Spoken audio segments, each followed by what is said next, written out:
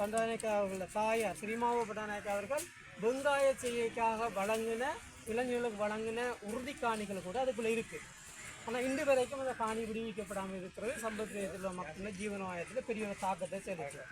ரெண்டாவது விஷயம் அனமன் நிலையம். அனமன் நிலையத்துக்காக 603 ஏக்கர் 2 ரூட் காணியை இலங்கை அரசாங்கம் எந்த விதமான வர்த்தமானி இல்லாமல் பலாக்காரமாக கைப்பற்றி அதில் 505 ஏக்கர் நிலக்கரிக்கும் 40 ஏக்கர் மின்சார சபைக்கும் நிலக்கரியையும் தண்ணீரையும் விடுவதற்காக 58.2 ரூட் காணியையும் எடுத்து மொத்தமாக 603 ஏக்கரும் 2 ரூட்டையும் கைப்பற்றியிருந்தோம்.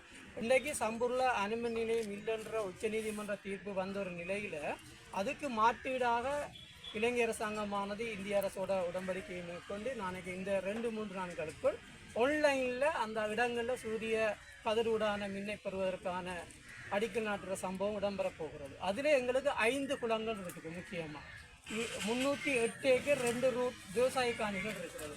அதை இந்த தயவு செய்து வழங்கணும் என்று நாங்கள் இந்த இடத்துல கவர்னரை கிட்ட கேட்டுக்கொள்கிறோம். இதை விட உங்களுக்கு தெரியும் 1499 கீழ் 25 இலக்கம் கொண்ட வர்த்தகமானி 2007ஆம் ஆண்டு 5ஆம் மாதம் 30ஆம் தேதி முன்னாள் ஜனாதிபதி மஹிந்த ராஜபக்ஷ அவர்களால் இது பாதுகாப்பு வலயம் வந்து பிரகடனப்படுத்தப்பட்டது. இதில் 2012ஆம் ஆண்டில் இந்த பிரகடனப்படுத்தப்பட்ட காணியில் 818 ஏக்கர் 2 ரூட் 35.38 பேஜ் காணியை தனியார் கம்பெனி ஒன்றுக்கு 2012ஆம் ஆண்டு இன்னொரு கெசட் ஊடாக வழங்கியிருந்தது. ஆனால் மைத்ரிபால சிறிசேன அவர்கள் ஜனாதிபதியாக வந்தவர் 2015ஆம் ஆண்டு இந்த கம்பெனிக்கு வழங்கின 818 ஏக்கர் 2 ரூட் 35.38 பேஜ் காணியை நீக்கி மக்களை குடியேற்றிருக்கிறார். ஆனால் இன்றைக்கு வரைக்கும் மஹிந்த ராஜபக்ஷ அவர்களால் முன் கொண்டு வரப்பட்ட 2007ஆம் ஆண்டு முன்வைக்கப்பட்ட அந்த வர்த்தகமானி இன்று வரைக்கும் அது ஒரு அமுல்ல இருக்கிறபடியால் அங்கே இருக்கக்கூடிய அந்த மக்களின் காணி பத்திரங்கள் வலுவற்றதாக இருக்கிறது. இது பிள்ளைகளுக்கு மாற்றி கொடுக்க முடியாது. தேவைக்கேற்ற வகையில் அவர்கள் வங்கியில் வச்சுக்கொண்டு தொழில் வாய்ப்பை செய்ய முடியாத சூழ்நிலைக்கு நாங்கள் உள்ளாக்கப்பட்டிருக்கிறோம். ஆகவே இந்த இலங்கை அரசாங்கத்தை நாங்கள் கேட்டுக்கொள்கிற விஷயம், கடற்படையினால் அபகரிக்கப்பட்டிருக்கிற அந்த 207 ஏக்கர் காணியை விடுவிக்க வேணும். இங்கே அனமன் நிலையத்துக்காக இருக்கிற 603.2 ரூட் காணிகளே மக்களுக்கு சொந்தமான விவசாய காணிகள் 308.2 ரூட் காணியை விடுவிக்க வேணும்.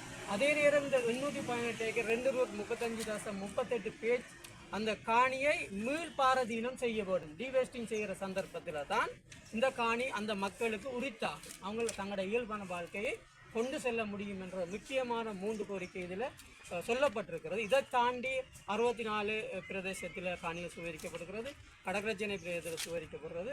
அதையும் நாங்கள் விடுவிக்கணும் என்று இந்த இடத்துல நாங்கள் கூறிக்கொள்ள விரும்புகிறோம். நன்றி.